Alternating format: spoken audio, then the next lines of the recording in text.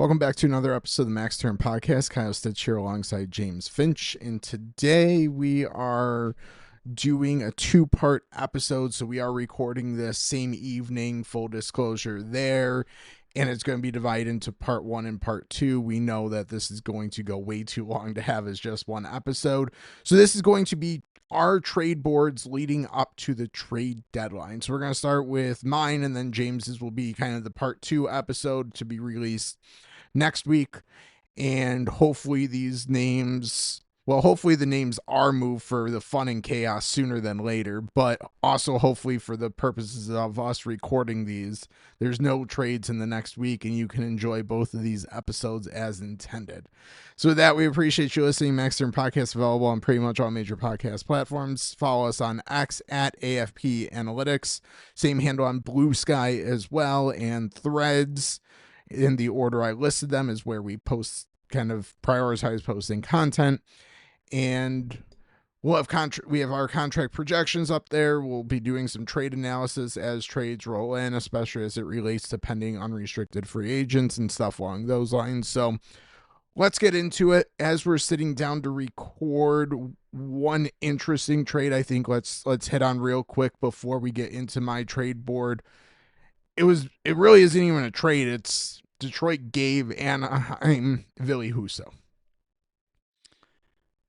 Yeah, so for Detroit, I believe his cap hit was 4.75, but he was buried in the AHL and I believe was only counting for 3.6 against their cap. So they'd consider it freeing 3.6 million. Interesting for them. It probably signals that they're going for it, which kind of where they are in the mix right now, that makes sense. But this kind of is the for sure, okay, they're clearing cap space. Didn't have to pay Anaheim anything to do it. It's one of those future considerations trades. For Anaheim, it's interesting because it's essentially getting in an NHL goalie. Does that mean John Gibson is moved soon? Maybe, maybe not. Right away, we actually reacted and put this thought out there on AFP Analytics on X. And we did get a response about, like, didn't Gibson just get hurt? He's supposedly just day-to-day, shouldn't impact a potential trade. So bringing in that extra goalie, maybe this is finally when we see Gibson moved. So it either signals two things. One, the Gibson injury is more serious than the initial day-to-day reaction. That's a distinct possibility. Or, as you said, they are have something very much in the works and want to solidify their goalie depth in their organization. Because if Gibson's day-to-day, you don't go out and bring in basically another depth NHL goalie for no reason. And they basically brought him in for seemingly no reason right now. So either there's something more to the injury or internally with someone else or something in their organization, or they are truly gearing up for a Gibson trade, which wouldn't be shocking because the potential goalie market is not very robust even at the trade deadline. And then we had done a recent episode as well looking at like potential offseason targets as well. The goalie market, there's some names, but a team would be, if they believe John Gibson can be a viable long-term like 1A type goalie, making the move now makes a lot of sense. Yeah, and even some of the goalies who could potentially be available, it's very possible they are not. So goalie market could dry up very quickly. And I guess just to kind of hammer home this point, Husso having 4.75 million, that cap hit. And yes, it's Detroit from their perspective freeing up an extra 3.6 because they had him buried. But generally that amount of annual cap hit would require some type of asset attached to it to move at this time of year. So the fact that it didn't kind of it seems like it might signal a little bit that they were specifically looking to make sure they had an extra NHL goalie. Or maybe they were just approached and said, hey, would you be willing to take on a 4.75 cap hit? We won't give you any more information until the trade's about to be finalized, and then you'll get to know that it's Ville Husso, not Mikko Rantanen. That's a little bit of a callback. Chicago to It's a Chicago slight for shot, yeah. it A was a little pretty bit. big shot because I got another. I don't know if we'll get it. I guess we will get into it with my trade board, but I got another bone to pick with Chicago that I don't think we talked enough about when they retained that Rantanen salary for what they did. So Okay. I'll hold that thought a little bit longer because we'll get into my kind of trade board. I have like 12 names on here. We were both tasked to come up with like 10 to 15 names.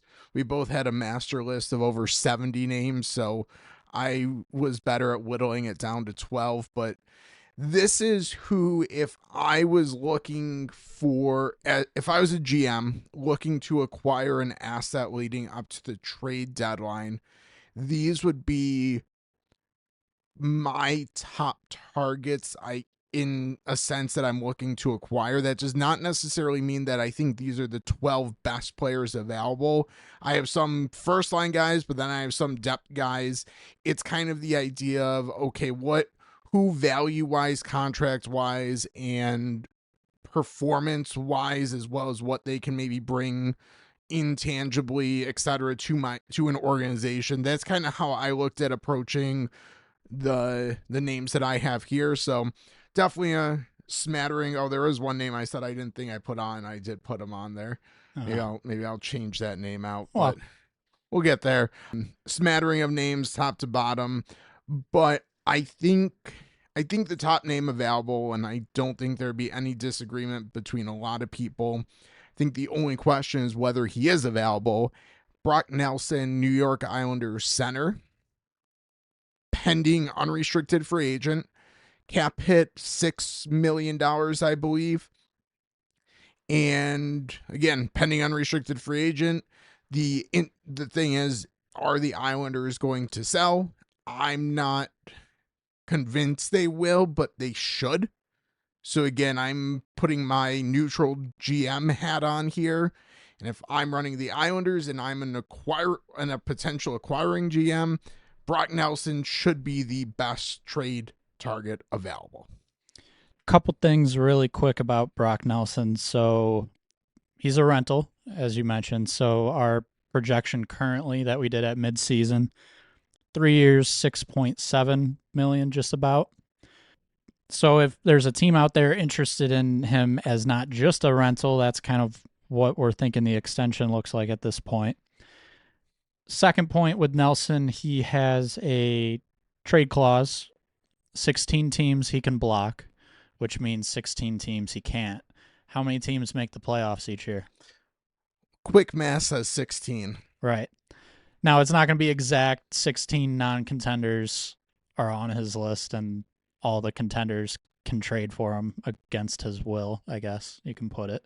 It's not going to be exact like that, but it's possible some of the contenders that are really pushing for the playoffs would not be able to acquire Brock Nelson.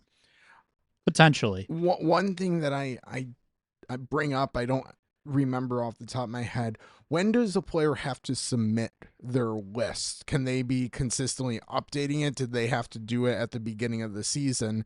And I bring this question up because if he can update it like now, he might put a team like Buffalo, or he might not have a team like Buffalo on the list with the expectation that they're not really in the market for a rental center. This is kind of the Eric Stahl thing a couple years ago. He didn't think that the Sabres would actually acquire him, so he didn't put them on his list. So I'm just kind of wondering out loud here. So if you're now saying you really want to try to dictate a level of where you're going, you might not have a team like Chicago on there. You might not have a team like Buffalo on there. Might not have a San Jose on there because you don't expect them to be willing to give up the assets to acquire you. So now you can expand your list and have a little bit more control over where you go. Maybe you want to stay away from that situation in Vancouver. So you put Vancouver on the list and then take like a Buffalo off or something like that. Generally July 1st, so pretty much right at the start of free agency, that's when a list would need to be in by. Just as kind of a vague example, a lot of the RFAs who aren't yet eligible to have clauses but become eligible later in the contract, July 1st starts the new league year of clauses for those players.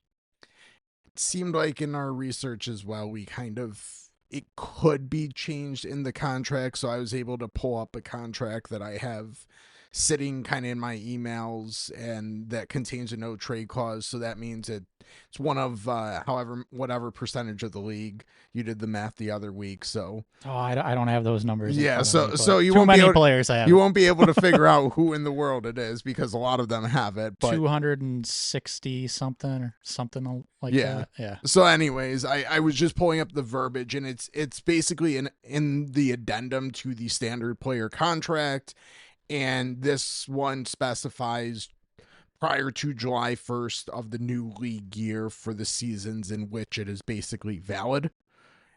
And I guess Spans that full season. and then too. it spans Yeah. the full season, yes. But the fact that it is written in the addendum means it can be changed, because I have seen a couple contracts with different verbiage in that addendum. Like the standard player contract is boilerplate, and then the other elements are changed in the addendum. So yeah, so it in theory could be everywhere, but in this case, most likely it's been set. So I guess he can't necessarily specify the 16 playoff teams if someone was already on it or not on it. He can obviously consent to a player or to a team that was on his list. He can now consent to that team, but it's not like he can change it around at this point. So if he really wanted to avoid Vancouver, for example, now after seeing everything that's come out, well, he might be kind of out of luck. So continuing with Brock Nelson as the top target on your trade board, probably the most obvious top six center of. See, it's tough to say available because we don't know for sure yet what the Islanders are really going to do. So when you put him on your trade board, number one, do you have specific fits that jump to mind right away? Because there's a couple teams that I would personally like to see, but I think that almost any team. So he wasn't the best player in the Four Nations, but I thought that he showed enough versatility playing best on best competition. Like, would have I put him on the team over some other players? I don't know, but I would also sit here and say that he was fine. Like it, and he was playing best on best. He was playing wing. He was playing center. He was playing down in the lineup. So a lot of contenders would make a lot of sense. role change essentially in that tournament, like you said, kind of bounced around positionally. And as you also said, and I think this is something really important for people to remember watching that tournament, best on best. That doesn't happen all the time in the NHL. So just because he might not have been one of the flashy players in that tournament doesn't mean he's not a really good player that your NHL team could benefit from having. I want to just toss out a couple teams, and these are teams that would work for probably a lot of the top six type players, but Colorado is looking for a 2C. That seems like a pretty obvious match. And then I said I'd keep it to two teams, so I'm sneakily going to throw out Tampa Bay as a team that he probably isn't acquired to crack into their top six, but to try and make the third line a bit stronger because that's a very two-line heavy team. One interesting thing about Tampa Bay is they do currently have next year's first round draft pick. so that could be of interest. It also, if I was a team looking to acquire or looking to negotiate with Tampa Bay, I might be okay with them putting a protection on it for a year or two and then allowing it to become unprotected, kind of like the Rangers did when they shipped out the first round pick for JT Miller. Because at some point, that Lightning wheels on the wagon might fall off a little. So the Islander, like, it's I wasn't necessarily going to bring that pick up specifically, but since you went with the Yeah, Lightning, that would make a lot of sense for the Islanders, especially as a team that maybe right this minute is still kind of in the retooling a little bit. Maybe don't want a full on fallout, but could have that future asset just a little bit more down the road that could be really appealing for them and any team in the league. And they could flip that for help elsewhere because I think a lot of teams could have interest in that pick. definitely. That's a very good point with Tampa Bay. Okay, so that's Brock Nelson, number 2 on your board. Number two, a team that I think could also be a sneaky fit for Brock Nelson, Vancouver Canucks, Brock Besser. I think just like Nelson, there's questions of if the team would make him available. But to me, both the Islanders and Canucks are showing this year. Well, the Islanders sometimes show that if they can get in the playoffs, they can cause some trouble. Yep. The Canucks are seemingly not in a great spot this year. Like they might hang on for a playoff spot. But if you don't feel good about where the negotiations are going, if you're Vancouver with Besser, I think you need to cut bait and get future assets. So our projection was pretty much landing 7 years, 9 million. Top 6 winger who can score 30 plus and even 40 plus. Vancouver media seems to think it might be more of a term issue than anything in those negotiations, but yeah, at this point, they moved Miller out, and sure, they brought back an NHL piece, kind of two, Pedersen and then Mancini, Marcus Pedersen, I want to say, Heedle, Philip, and Hedel. Yeah, so like it wasn't a full on rebuild move, but still some negative feeling around that trade. Not again that it was bad, but just the reasoning of it happening. Pedersen's still struggling. It just kind of feels like it might be a time where they kind of cut bait with certain players and Besser needing a new deal, and it would be a big commitment like that. They probably get a first plus, like a first and a prospect ish. probably unless it's really a buyer's market. True. I guess it depends how many players are available, but it's very possible he'd be the top scoring winger available. Yes, Potentially. but most likely, at least without term, which I don't Right. know if teams are going to like or not like, given the cap will be rising and teams will have space going forward. A team like Detroit, That would make a lot of sense. the Kings, I don't think Vancouver would. I don't think Vancouver does it, but that's the type of player the Kings are absolutely after. Yep. Another team that I don't think they treat them to, Vegas, would definitely be after a player like that, potentially. Winnipeg, maybe. A little more offense. Yep. They might be looking more at a center like a Brock Nelson, but there's a lot of teams. Some might be better fits than others, but a lot of them are going to at least check in considering it's a top 6 winger who can score goals. So yeah, I guess that's another one where we'll see if he's actually made available. With that being said, let's move to number 3. Another winger.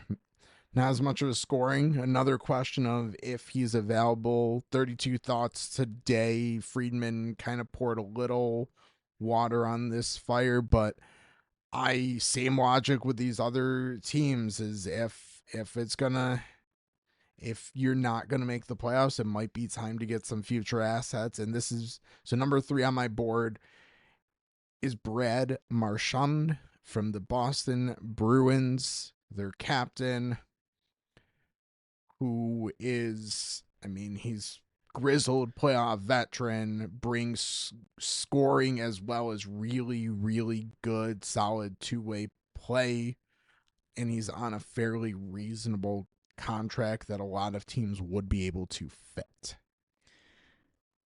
6.125, I believe, is the AAV. If they cut that in half, all of a sudden that's pretty attractive to a lot of teams. Real quick, just to plug our projections, 3 by 7.8 roughly. Another top 6 winger type of guy who pretty much name a contender and they're probably somewhat interested, if not very interested. I would like the fit with the Kings on this one. Scoring winger. Vegas is going to be a popular one to mention. Dallas. That was the team that I liked. Yeah. So again, we'll see. It's possible he's extended before the deadline, or they just say, you know what, we can't move our captain. But things pretty much since Bergeron left have been a little shaky with Boston. There was the whole Swayman issue at the prior/beginning of the season. And this might not matter, but if Marchand's looking around the locker room and all these other players are kind of taking big market value contracts and he hasn't gotten that yet, and if he can't get it now with an extension, maybe he's a little more focused on potentially moving, whether it's at the deadline or in the off season. So that could impact what happens here. Yeah, that was kind of my logic is I think he deserves a market value extension for the probably the first time in his career. And I can absolutely see Boston pushing it back against that. I mean, I could see other teams being hesitant to give that to him as well. But if it seems fairly clear that he might test the free agent waters with where Boston is in the standings right now, I think it has to be a very strong consideration. Just to add a little more info to that, he's 36 right now, but he's going to be 37 this offseason. Yeah. And we're projecting at the moment, our mid-season projection was for 3 years at 7.8. That's a pretty serious commitment for any team to a 37-year-old winger. So it's not an easy situation to figure out if you're Boston. So next two, might lump these next two together because they're prospect-ish. They're younger players. I guess one a little less so, but I got kind of 3 prospects.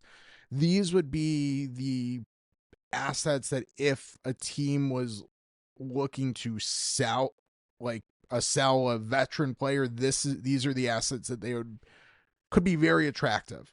So I believe all right shot defensemen. I believe that all 4 of these are young right shot defensemen. So 2 from the LA Kings, Jordan Spence and Brant Clark, and then 2 from the New Jersey Devils, Simon Nemec and Seamus Casey. Logic being all these teams have a surplus on their blue line. At some point, one of these guys is probably going to be almost an odd man out on their respective team.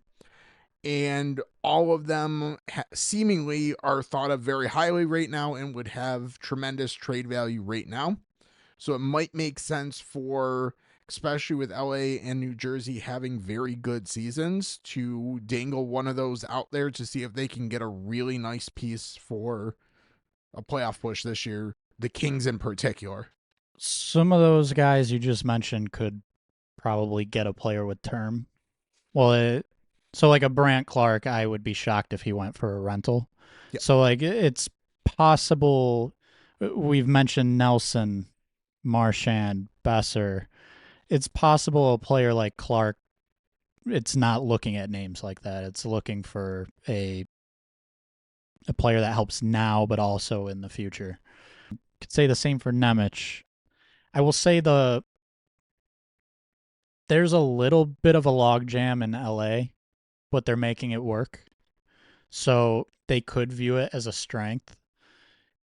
In New Jersey, there was a logjam for fitting in Nemec, and that wasn't even considering Casey.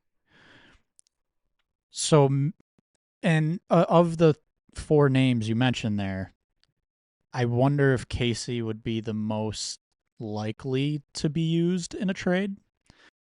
That being said, New Jersey's in a pretty tough cap situation, so any trade is potentially going to be tough for them to do. But yeah, those four players all seem to me to be you're shooting a little higher with a trade here. The only rental that would really pop into my head is maybe you move one of these guys for would be Mikko Rantanen, and that's not happening for New Jersey.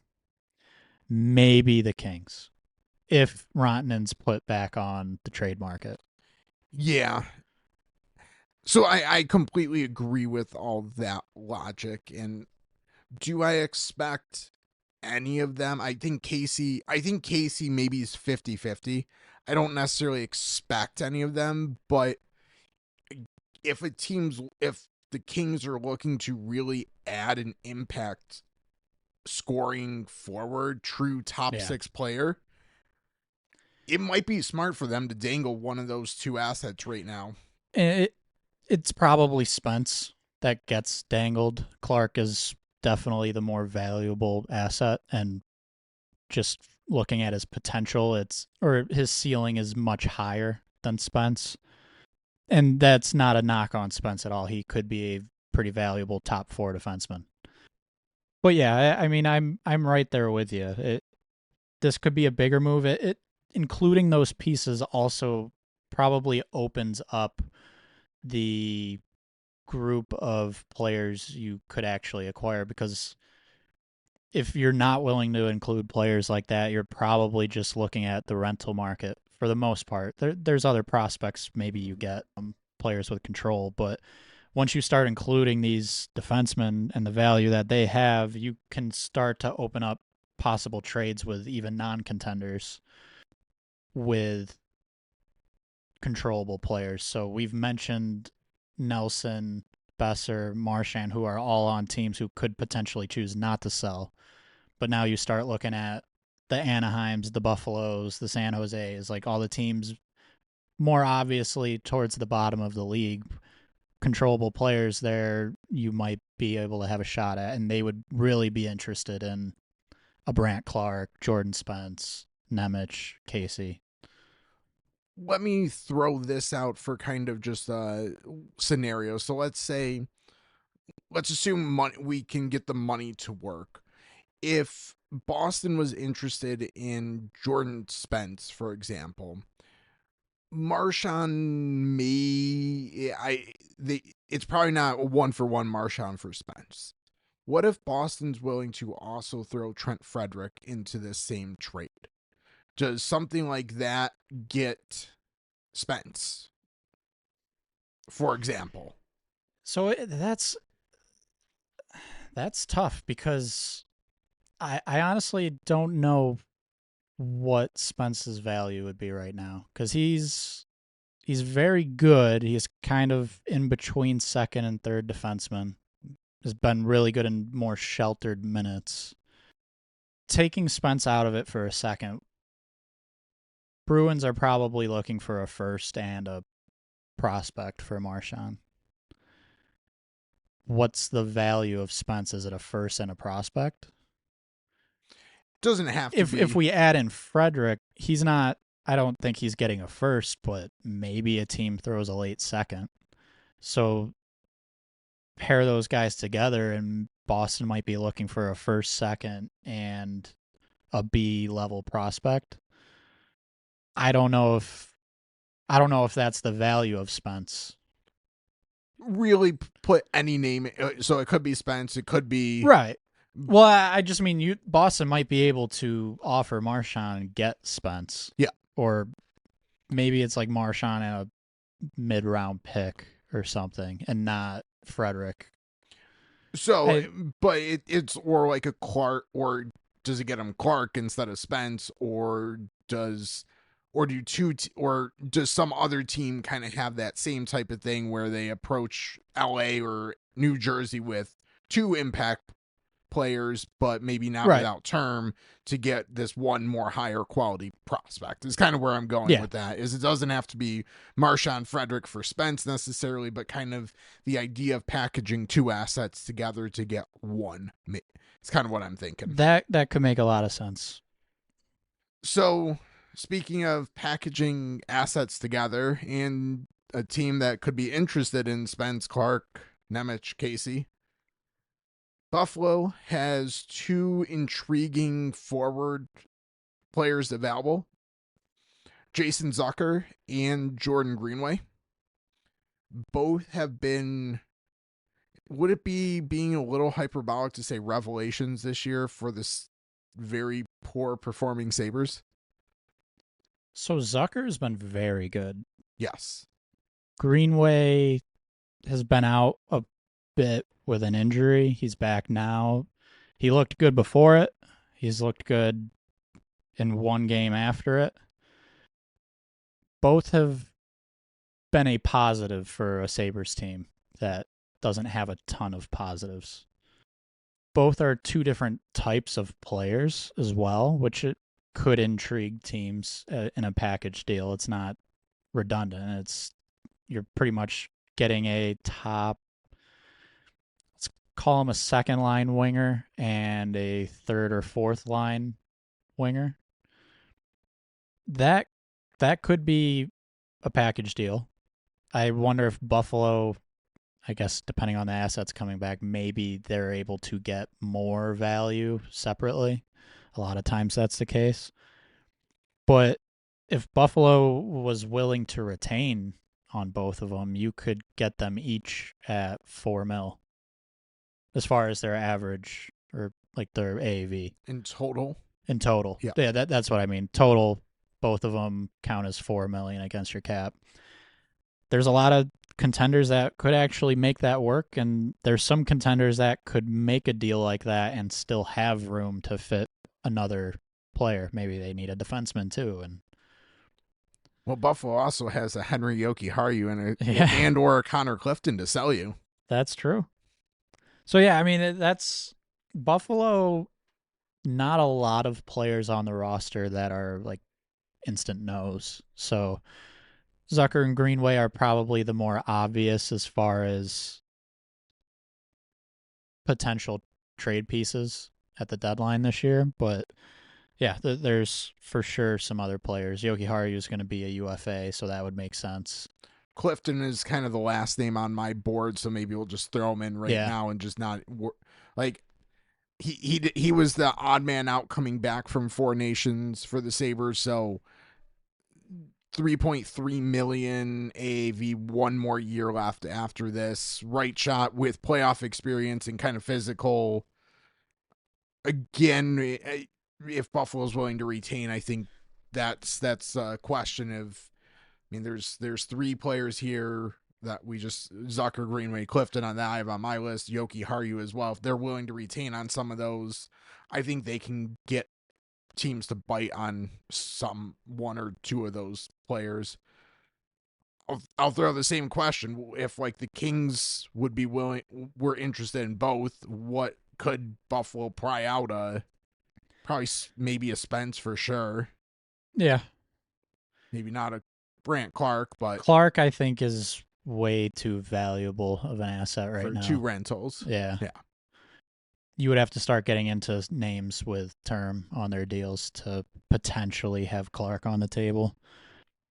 But yeah, I think Spence would be in play. Buffalo, there's a lot out there. Buffalo not wanting draft picks and deals. I think they would get draft picks for rentals. It's when people are discussing the players with term, that's where it's not as attractive of a deal for Buffalo. So Kings are a team that I think both of those players, Zucker and Greenway, would be a good fit for, and they have the assets to make it work, whether it's one or both of them. Any other team fits for one or both of those players? One team I'm going to throw out, and I think they're kind of a fit for just about any forward. If they decide to buy Columbus, Yeah. and I think it, you could talk yourself into Zucker being a fit there or Greenway.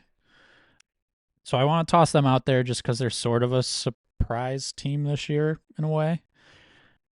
Tampa, we mentioned earlier, but that would be a solid fit for either of those players. If Florida wants a bottom six winger, Greenway would be really interesting for them.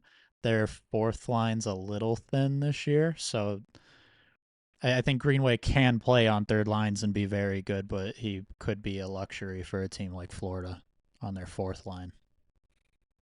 Yeah, I had a team, and then I kind of Zucker in Vegas Vegas would would be be good. great. Dallas, Yeah, kind of the main contenders would all make sense. Detroit wants a scoring forward. that's where I was Zucker gonna could say be there. Zucker. Yeah, yeah. Calgary. Wonder about Calgary too. So I do as well. They seem like they have a pretty good shot at being a playoff team.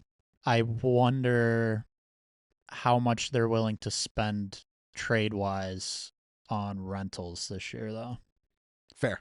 I mean, Absolutely fair. maybe they are, but Yeah. I wonder if they're a little more conservative with assets this year. So I expect if contract like it would make sense to move both of these players if you're Buffalo if they don't have an extension signed. I also could see an extension coming down the next 2 weeks for one at least one of the players, if not both, because they have brought a lot. I will also say that there's part of me that wonders if so we're recording this after a one big 8-2 win over the Rangers. But I wonder if the Sabres stretch this out a little bit before making any decisions, somehow get on a little bit of a streak and convince themselves that maybe getting just second round or third round picks isn't worth it and just hold on to the players and see what kind of happens after the deadline, and if they lose them for nothing, not be real concerned about missing out on another third round draft pick that they already have made enough of over the years. I don't know. Yeah, I no, so are they going to be on the mark? They should be on the market. But if the Sabres and the schedule I think lines up okay for them to maybe win a few games here, get themselves just a little bit closer if they look at where they are in the standings and be like, "Hey, let's just go for it." so where I'm at with that, if the best I can do is a third, I might keep them. If I can get a second, I would.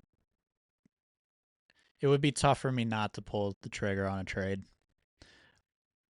Second round picks, especially if they're packaged with something else of similar value or even a little later, can, at least in the past, they've gotten decent NHL players. I don't know if Buffalo is the greatest at identifying that specific type of trade, but example of in recent years, John Marino was 2 seconds. Devin Taves was 2 seconds. There's two defensemen, and supposedly Buffalo could use a defenseman. And I'm not saying it's that simple, but once you start talking second round value or higher, it's a little. I can kind of turn my head away from a third round pick. A second, you might need to pull the trigger there. Yeah, or you can get it at Beck Mallenstein again. That's kind of what I was getting at without. No, directly saying it. Yeah. Anyways, before we go down that rabbit hole, next up, another kind of role player, Ryan Donato, Chicago, another lower cap hit. Which you say role player, and he is a role player, but he's been good when asked to be a little bit more than that this year. Yes, which is why he, I mean, yeah, I like all the names I have above him, but I very much wanted to put him on this board and highlight because him and Greenway are very different players, but they're also very the value that they're going to bring to a team is similar in that they can probably play on any line and Yeah. provide some level of competence in that role. So to me, most contenders should be knocking on this door. You got any teams in particular that you would like to see maybe make this move? So I'm trying to pick a team that I haven't mentioned yet, but this would be an interesting one for the Devils if they can make it work. Um, third line has been a little tough for them this year. Eric Howla is there. He has not been very good. And kind of looking at their team, what they really need, they don't need defense, other than if they want like a depth minimum contract type of guy. Don't really need a goalie. Markstrom and Allen are there. You still have Dawes in the AHL. It's kind of that bottom six that you want to improve. And Donato specifically having the ability to play center or wing and a cheaper contract that if retained, you're looking at 1 million, I believe. I think 2 million on his contract. So Yeah.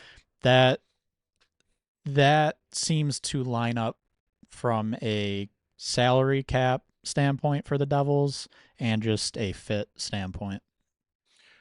So this is where I wanted to circle back with my Chicago sneaky we didn't talk about enough with the Rantanen trade.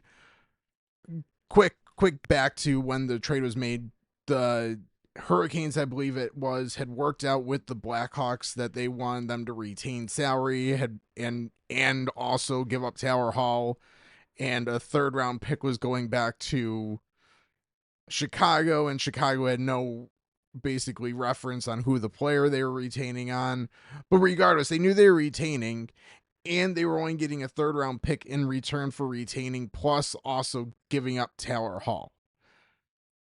One thing I don't think we talked about, and I don't really think anyone talked about, Chicago only has one retention slot left right now. It's been mentioned recently, but prior to that, the significance of this I don't think was really highlighted at all. So maybe it's a little bit more recent because of the Seth Jones talk being out there.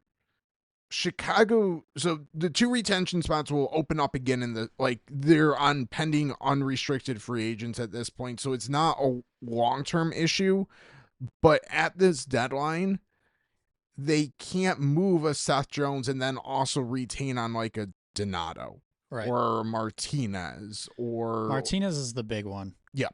I want to mention really quick. My example was the Devils and potentially needing to retain a little bit on Donato to make that work. Donato's $2 million yearly salary, many teams can fit. So chances are they don't have to on Donato. But bringing up someone like Martinez, that would make a lot of sense. And you can kind of go throughout Chicago's roster of veterans that if you retain, they become very attractive trade pieces. And Connor Murphy's the other one that yeah. So that complicates. So I don't know. Seth Jones could be more of an off-season move, anyways, and then it's irrelevant. But even at this point, if they could move out both Martinez and Donato for assets at the deadline, they can only retain on one, which maybe is fine because, as you said, Donato, a lot of teams can fit.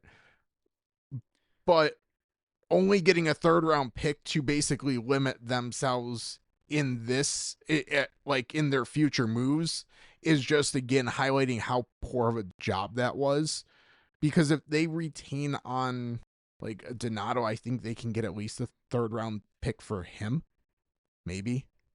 I would say he probably lands at a 3. If they had kept Paul and retained on him, he's at least a 3. So like, Which maybe they envision needing to retain. So not retaining on Hall, I mean, that would have taken up 2 slots and they'd be done. well, that it's But it's more to the fact that they made it's the more the the asset. yes, the asset they got back for retaining on the mystery player that ended up being Ron and was not of value.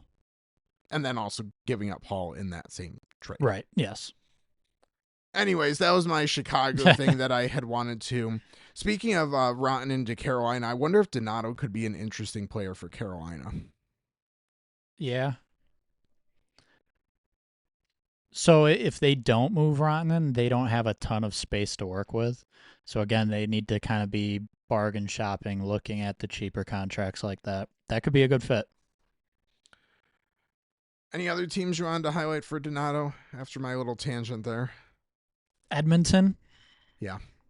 Henrique hasn't really played well in the bottom six. I think he's pretty much fourth line center right now. Um, just having more forward depth, Donato would be a good player to acquire there. Probably be an improvement over Skinner, Jeff Skinner, that is. Yep. Maybe even Stuart Skinner in goal right now, too.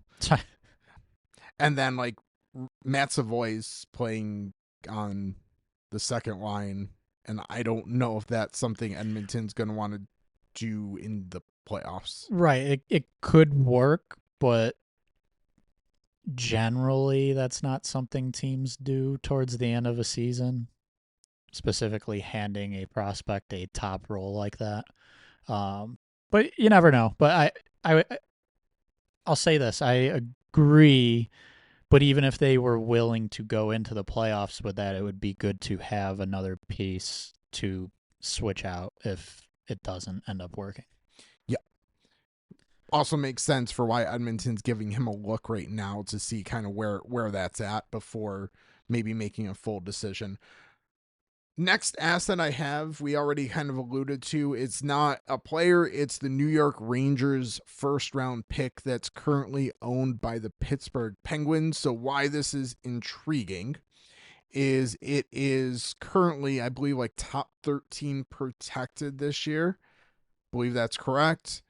And if it does not get transferred from the Rangers to the Penguins right now, it becomes a full on unprotected first round pick next year.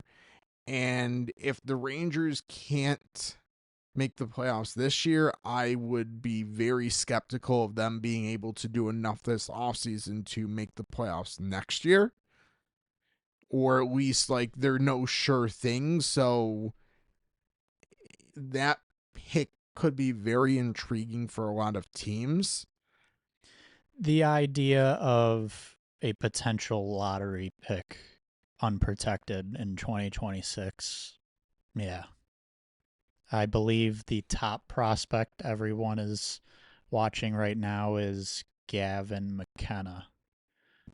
Which is not to say the Rangers will be that bad, have great odds at that top pick, but the idea that it could go or slide to 2026 and be unprotected is intriguing for sure. Even this year, like, it very feasibly could end up at like 14 and get transferred. And this draft, seemingly at the top, is maybe not like a surefire, but there's some, I think, some names that are intriguing. So, like, if that's the worst case scenario, yeah, it's pretty decent. So Pittsburgh currently owns it. Yep. Do you see Pittsburgh being willing to move it though? And if so, what do you think it takes? I think they definitely would. I don't know if they seems like as long as Crosby's around, they kind of want to stay somewhat relevant and act like they are pushing to the playoffs. I would say whether Crosby's around or not, they should at least be doing a slight rebuild. I would argue it could be very smart to use that pick, get a higher ceiling prospect in that could play in a couple years. But if they decide to make a trade, I would say try and find a goalie, try and find I guess another top six forward, someone in the middle of that lineup, preferably a younger player with a little bit of control. And I also wonder about their defense. It's not great right now, and there's some rumors, whether it be the deadline or much more likely the offseason, that Carlson could be dealt, and that opens up a whole nother spot. And their defense is already a little iffy. So the urge to compete with Crosby, Malkin, Letang, if that stays consistent, it would not shock me at all if they move it. It's just not what I think I would personally do, barring someone becoming available that I don't expect. Yeah, I mean, it's so I don't think I referencing back earlier, I don't think the Kings or Devils are necessarily super interested in this first round pick for like one of those right-handed young defensemen, but that's kind of the type of move Pittsburgh probably is interested in making with the pick. But find a team that's maybe has one of those type of players that's a little bit more interested in making a move like that. I don't know who that necessarily is, but Trade it to Philly for Scott Lawton. The look on your face. well, the look on my face is more Philly and Pittsburgh aren't going to make a trade. It doesn't Well, matter. yeah, that's true. That's true. That part went past Yeah, my head, but yeah. you're right. Otherwise, it makes complete sense. But no, I know what you mean. Maybe the Islanders. Yeah, for Noah Dobson. Nah, they'd have to give up a lot more than that. I was thinking it might be for like, I don't know, anyone with term. Anders Lee would be interesting. That'd be a fun one to play with Crosby and Malkin. That would be. So I mean, I think Lee's still a good player, but that would be a not smart move for Pittsburgh. Not in reference to Lee in general. I'll reiterate: I don't trade the pick if I'm. Got a couple more names here. I'm gonna skip my who was 10 on my board, and I'm gonna go to 11. Then we'll lump 10 and 12 together. So I guess I'll put this as my 10th player. So we talked about John Gibson earlier, and I put this board together before that. I put this together Yep. yesterday. So the Gibson thing happened, or the Ducks taking on Huso, and maybe not having something being in the works with Gibson. Frank Saravalli says no right now, but that's right now. We'll see what happens in the future. So I put Jordan Binnington on my trade list. And first, okay, for his performance in the Four Nations, I know it was up and down, but when the lights were the brightest and he needed to come up with big saves, he did. $6 million cap hit, I believe. Not great, but also with the way the goalie contracts are moving, not bad. And 2 more years after this, I believe. I'm remembering things off the top of my head, but I believe that is all correct information. And there's a few teams that could use a goalie. So I wonder if Bennington maybe is a little bit more available, and maybe teams Did you say 2 years 2 years this? after this year, 2 years correct? after this year. Yes. Yep. Yep. So Okay. 3 in total, 2 years after this year. I wonder if teams look at Bennington and saw that performance, think that maybe he's the playoff performer we need. And St. Louis has, okay, it's not as tough of a decision as Nashville had last year with Saros and Askarov, but Joel Hofer is going to be an RFA this year. I'm not saying they have to make a one or the other decision. Like the timeline still probably works out fine there, but it could be an opportunity to make a decision, especially on a St. Louis team that seemingly is okay doing a little bit of a retool right now. So I wonder if Bennington's value is as high as it's going to be, and it just makes sense for this to maybe happen. Yeah. Potentially. If they're looking to capitalize on what is most likely peak value at this point in time. Yeah. Um so teams looking for a clear starting goaltender. Are there teams specifically in mind? I had two in mind, but I'd Okay. be curious who you would throw out there before I list my two. Um so Carolina and Edmonton have been the kind of easy names for media to throw out there for John Gibson. Um, I think it would apply to Bennington as well. Those are exactly the two teams I had thought would make the most sense.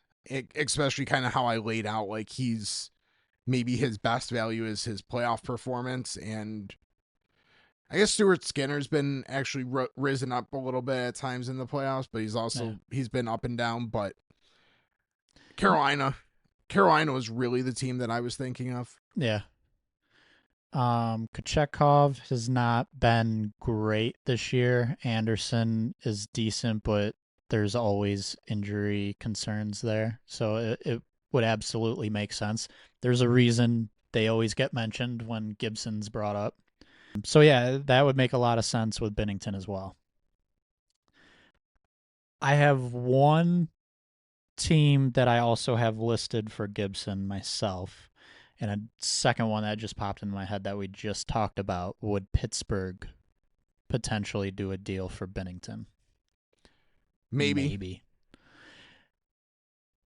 I don't know what their plan is in goal with Jari down in the AHL and on a long term contract. It's not insignificant, but maybe that's a move they would look at. The other team I already had down for Gibson, and I would say this could make sense for Bennington as well, Columbus. Yeah. Merzlikins has been a little better this year, but I could still see them interested in getting a top, like, okay, this guy is our clear starter now. Their backup this year, Daniil Tarasov, has not been good. He's been pretty bad. So even having Binnington and Merzlikins, or I had put Columbus down for Gibson as well, that it could make sense there. If Utah decides to sell, Vejmelka could make sense for Columbus. So like there's Columbus is a team I kind of wonder about. They're sort of the surprise. I think you were a little higher on them actually this year than in comparison to the fact that no one else was really mentioning Columbus as a contender. So I'm going to give you some props there. Yeah, that But was more last season, but okay, it I'll was there take a it. little bit this year too. I did mention that. Yeah, okay, I'll Like take a it little was bit. mentioned where I again in comparison to anyone talking about this stuff, like not many people brought up Columbus. But that's kind of a sneaky dark horse team where I wonder if a goalie could be in play. LA Kings, I wonder a little bit. Probably not with Kemper there, but He's been good too. yeah. You mentioned Pittsburgh, and it kind of popped in my head. Like, I wonder if St. Louis would be okay actually taking back Jari if they're fairly compensated for it. Maybe. Maybe that New York Rangers first. For Bennington. Yeah, that'd be fun. Jari and the New York Rangers first for Bennington. I don't think I would do that as Pittsburgh. Might not be the worst idea for St. Louis. Might be able to do a little bit better, but and it's mostly because of Jari, but could make sense.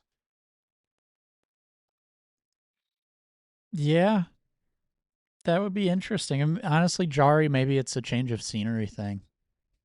So maybe a team like St. Louis could sort of talk themselves into that. And it's not like St. Louis has.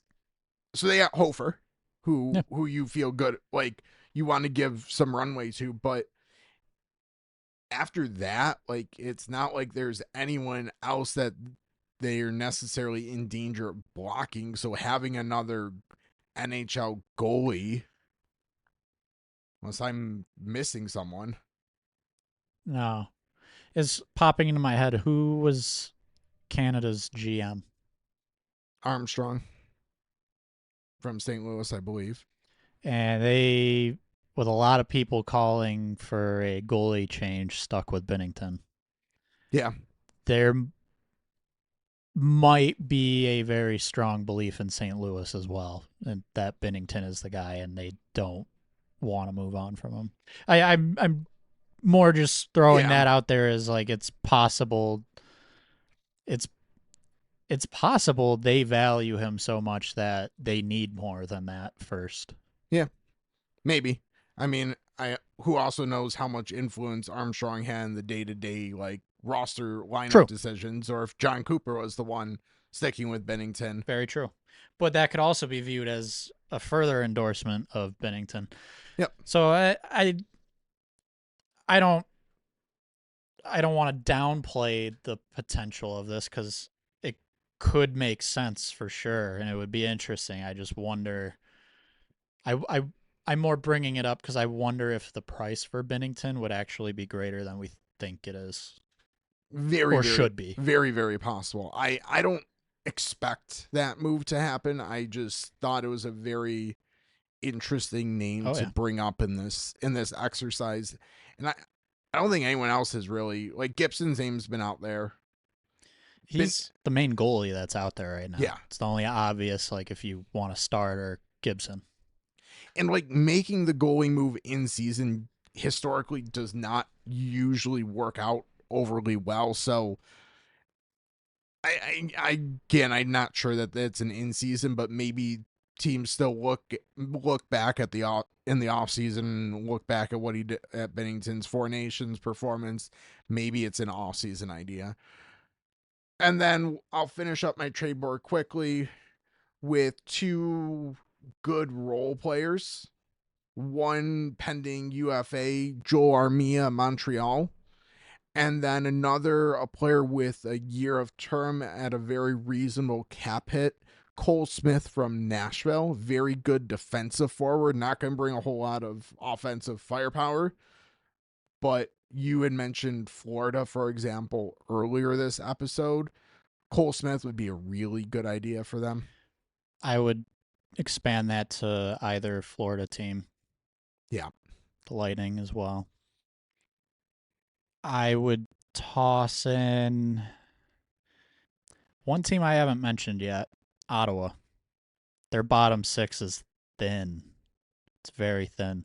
They don't have a lot of space to work with, but they're right there for a playoff spot. Yeah. It would make sense bolster that bottom six a little bit with either player. Especially, I mean, Smith's a little bit more brings a little bit more physical, which is exactly what Ottawa's missing. Colorado, maybe. Colorado. The Rangers are trying to push forward. They need bottom six help a little bit. I'm not saying they should. Yeah. It's if they are deciding we are a playoff team. Sure, yeah. I mean, that's right. Maybe Washington as well. I don't know if Washington does anything big, but for like a fourth line guy or maybe third line, maybe. that was what Friedman and was on 32 Thoughts earlier today had been talking about. So yeah, that makes sense. Any other teams? Armia's a little tougher because his cap hit's not insignificant, even with some retention there. Cole Smith, like anyone should be able to fit. So, and he has, good or bad, has another year of term at at that same reasonable cap hit. So, I'm gonna toss out Columbus again. Yeah. Some forward depth wouldn't hurt. Yeah. Armia, I would say specifically that I like that fit. I would agree with. I'm not Armia. I don't want in my top six, but Nope. he brings a little bit more offensive upside. So yeah, Columbus. I would I would agree with as well. Who would you rather have, Armia or Greenway? Greenway.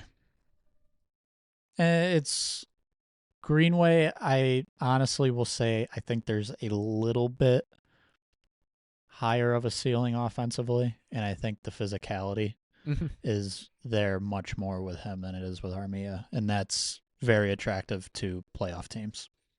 I mean, I'm not disagreeing, but it is a similar cap hits, similar like you would slot them into your lineup in a similar spot.